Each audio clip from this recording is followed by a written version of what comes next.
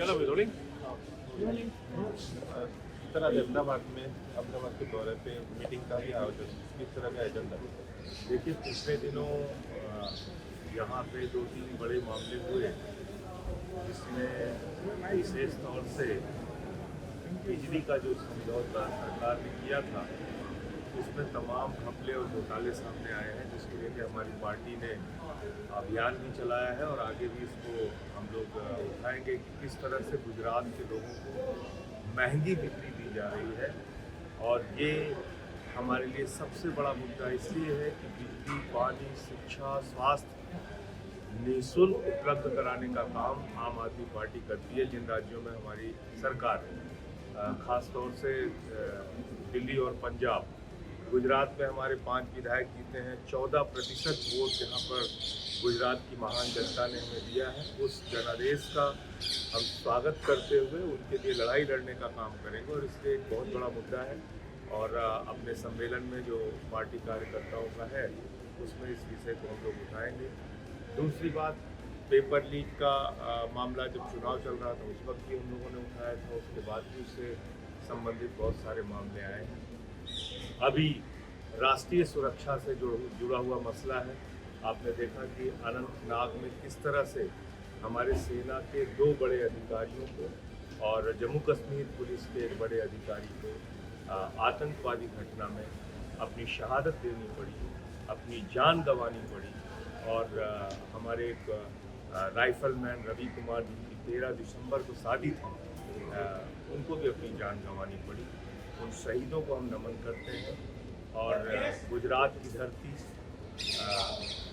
साबरमती के संत जिनको अभी हम लोगों ने देखा G20 के सम्मेलन में, दुनिया के तमाम देशों के राष्ट्राध्यक्ष, तमाम देशों के प्रधानमंत्री वो आए तो उन्होंने बापू की समाधि पर नमन किया।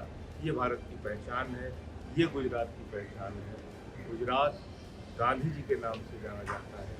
गुजरात पूरी दुनिया में अगर अपनी सहिष्णुता, अपने भाईचारे, अपने अहिंसा के संदेश से जाना जाता है तो उस संदेश को भी हम लोगों को विस्तार देना है। इसके बारे में भी हम चर्चा करेंगे।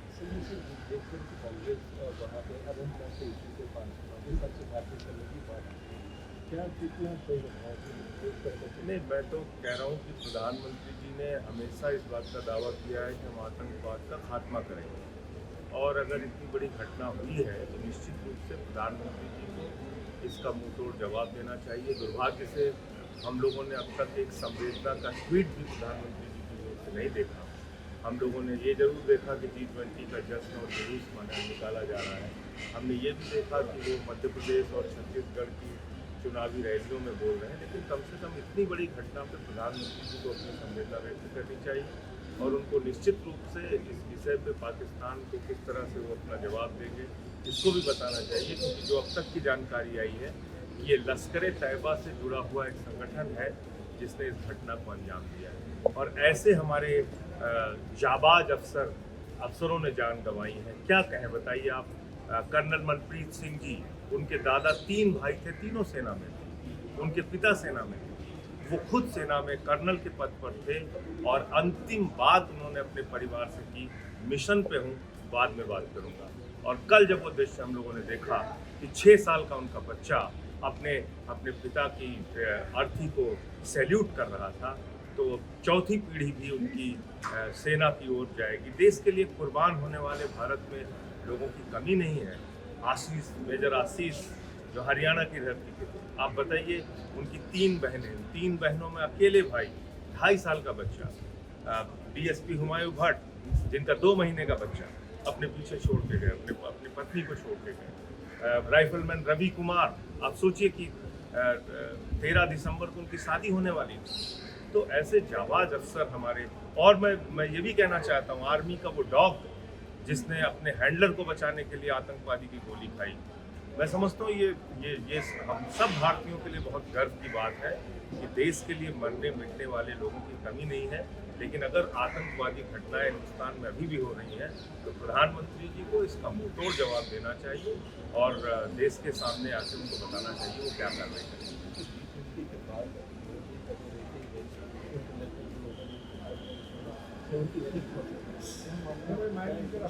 नहीं, अंतर्राष्ट्रीय स्तर पे निश्चित रूप से भारत की पहचान इससे बढ़ी है G20 के आयोजन से, और दुनिया के तमाम देश भारत में आए, उनके राष्ट्राध्यक्ष आए, उनके प्रधानमंत्री आए, और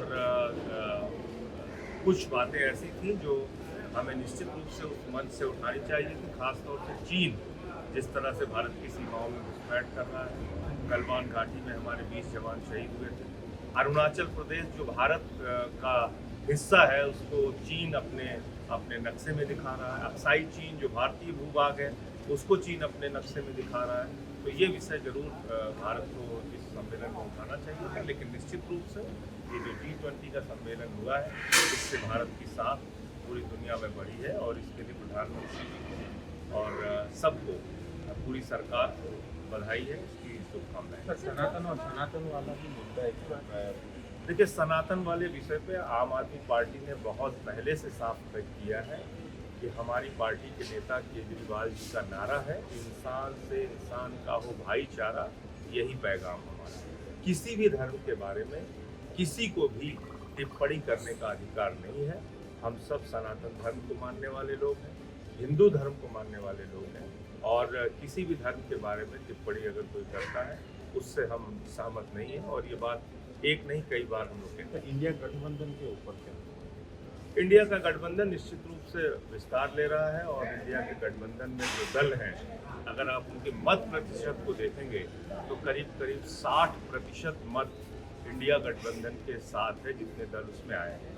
अब इनके इकट्ठा होने से कहीं ना कहीं प्रधानमंत्री जी को और भारतीय जनता पार्टी को परेशानी है, और इसलिए वो इंडिया को लेके ही सवाल उठा रहे हैं। देखिए, पहली बात तो ये है, हमें समझना चाहिए कि इंडिया नाम, भारत नाम, हिंदुस्तान नाम ये कोई अंग्रेजों ने नहीं दिया है, ये हमारी परंपराओं से हमें मिला है।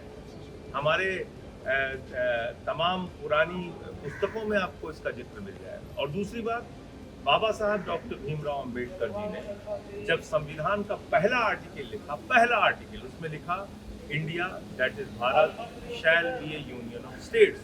जब हमारे संविधान की पहली धारा कहती है इंडिया, भारत ये सब एक हैं, तो उसमें परहेज करने का और उसके ऊपर सवाल उठाने का, देश का नाम बदलने का या संविधान से इंडिया हटाने का, ये सपना भी हमें नहीं देखना चाहिए, क्योंकि इंडिया शब्द का प्रयोग 900 बार 900 टाइम्स भारत के संविधान में हुआ, 900 बार। और दूसरी चीज, पहली धारा ही बाबा साहब ने जो लिखी है संविधान के अंदर, वही लिखा है उन्होंने, इंडिया दैट इज भारत। तो हमने जो इंडिया गठबंधन का नारा दिया है, वो नारा दिया है जुड़ेगा भारत, जीतेगा इंडिया।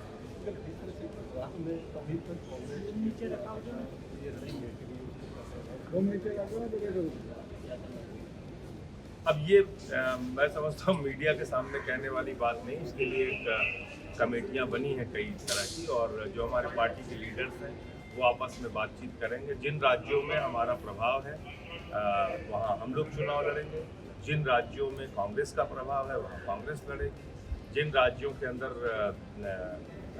समाजवादी पार्टी या दूसरी पार्टियों का प्रभाव वो लोग लड़ेंगे।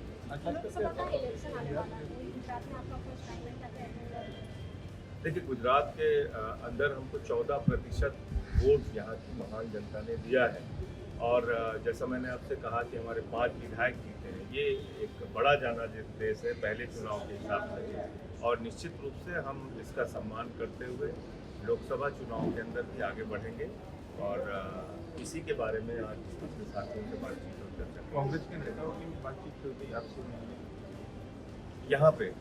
यहाँ मुझसे कोई मिलने की बात नहीं जल्दी, मैं तो यहाँ पार्टी के कार्यक्रम में आया।